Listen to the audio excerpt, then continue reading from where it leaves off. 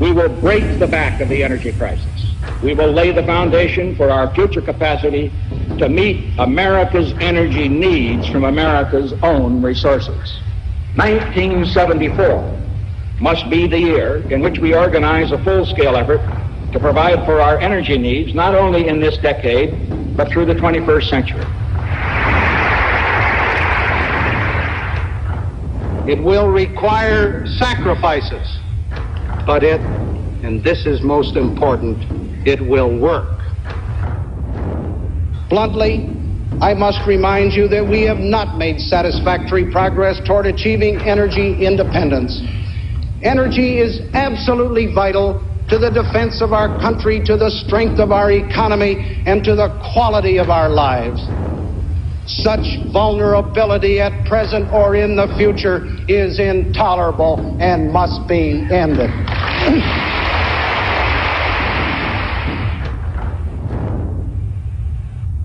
Our excessive dependence on foreign oil is a clear and present danger to our nation's security.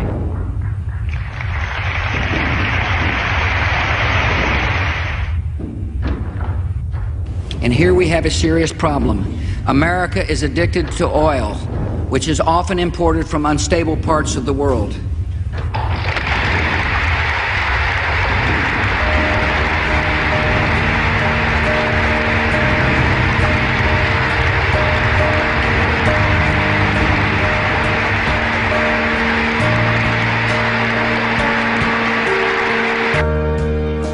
For more than 30 years, we've been hearing that this is a problem.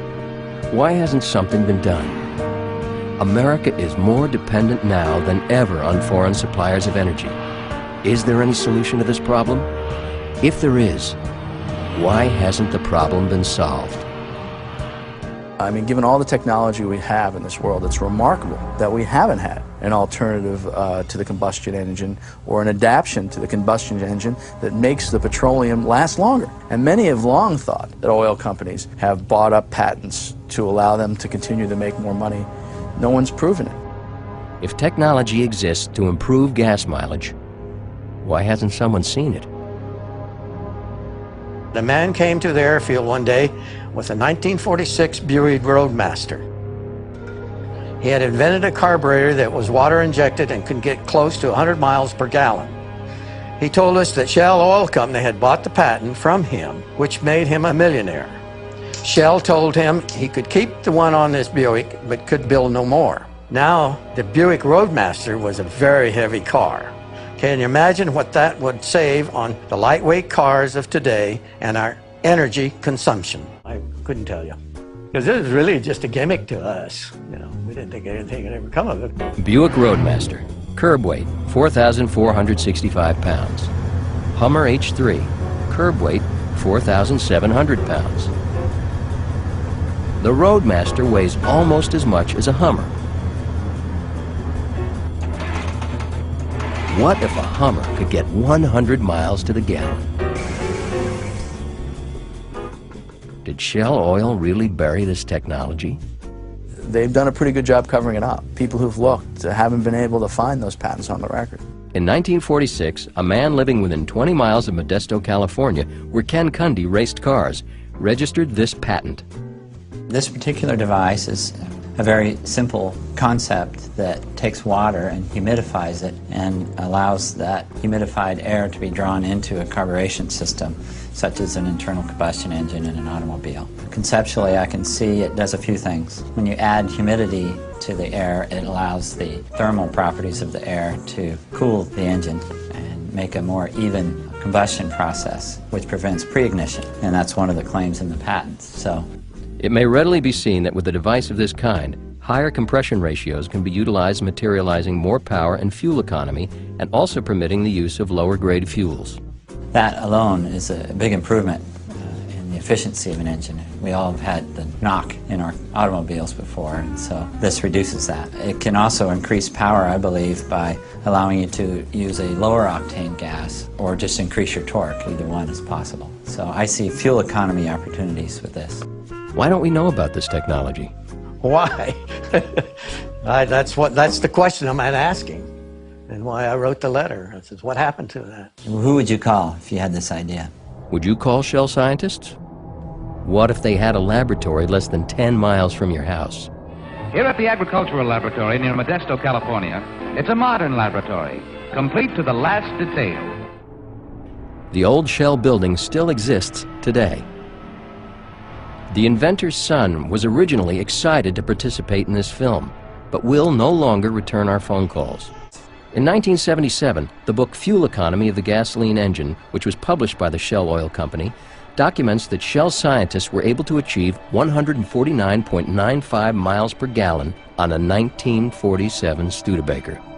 This book is out of print and has disappeared from the Library of Congress. Here are the pages.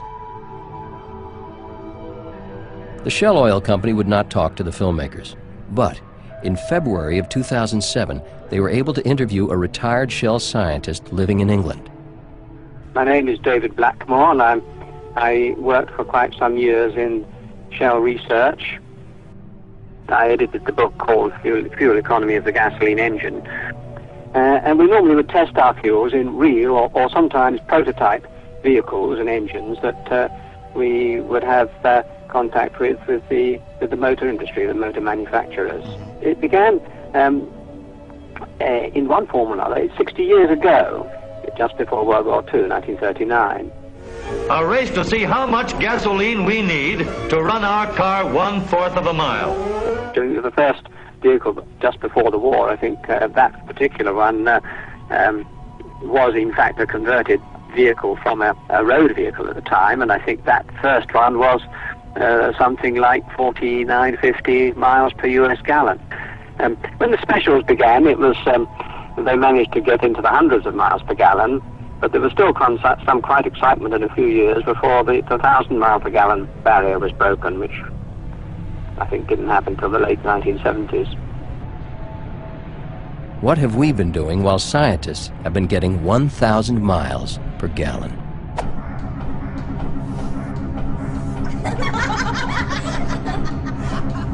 The gas prices back in those days were probably around 5 cents per gallon, and the goal was to sell as many gallons as possible. So if Shell, the Shell Group, had their capitalistic hat on, they want to sell as much of it as they possibly can. And maybe nothing else mattered. I don't know their corporate ethics.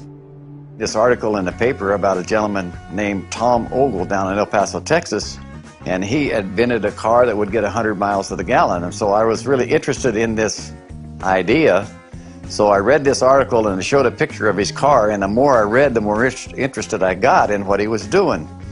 So I had an old 72 Pinto sitting in the backyard, and I said, you know, I'm going to try this thing. So I took this 72 Pinto and got myself a propane tank for my little project. So I took the propane tank and took it to a guy and had a chamber put on the bottom, like Tom did with his.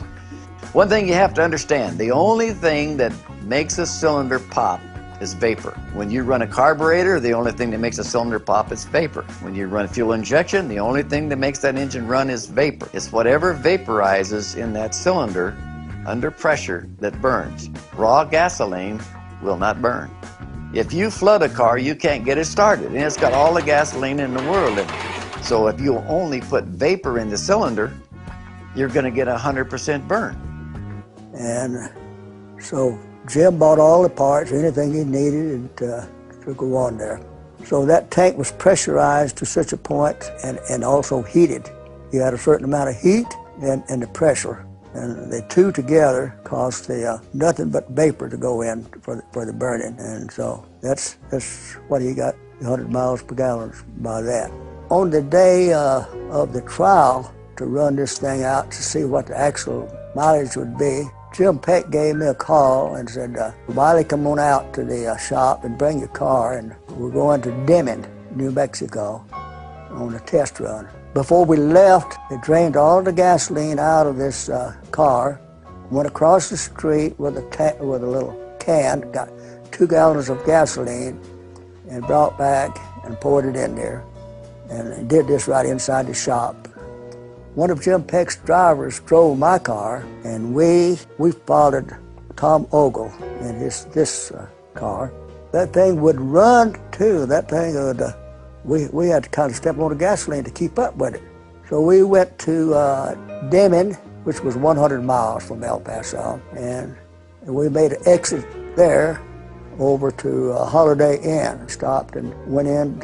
We all sat around a little round table there and had a cup of coffee. And while we were there, well, several people came in for our autographs and so forth. And then after we left there, we came back to, got as far as El Paso, and it ran out of gasoline right just about the center of this city.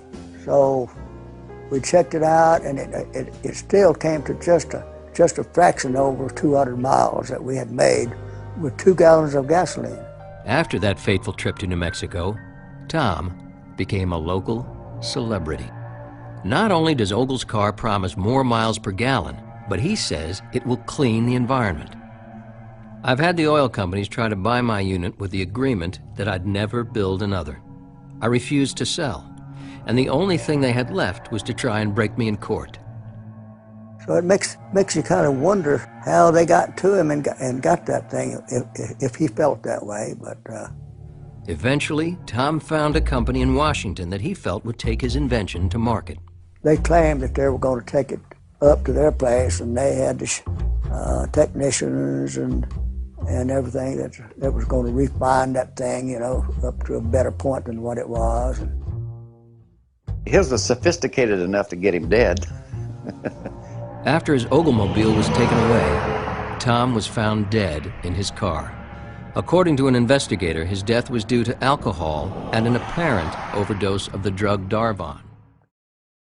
You know, I'd come home on the weekend and it had gone up another 25, 50, 65 cents a gallon. There was a lot of complaint that prices went up excessively after the hurricanes. As you stated, that Exxon had record profits over that time period. The more crude they own and the less they have to buy, that does generate some very serious profit. Before Katrina, every time we raised the problem with gasoline prices, the oil industry always said, oh, it's the world price of crude oil. We got to pay $78 a gallon. It intuitively made sense, even though they weren't paying those prices. They had their own crude oil operations. I can see how people might look at that and be suspicious. The news media is fabulous for the oil industry. They might as well buy the news stations and run them. Presented as a public service by Standard Oil Company.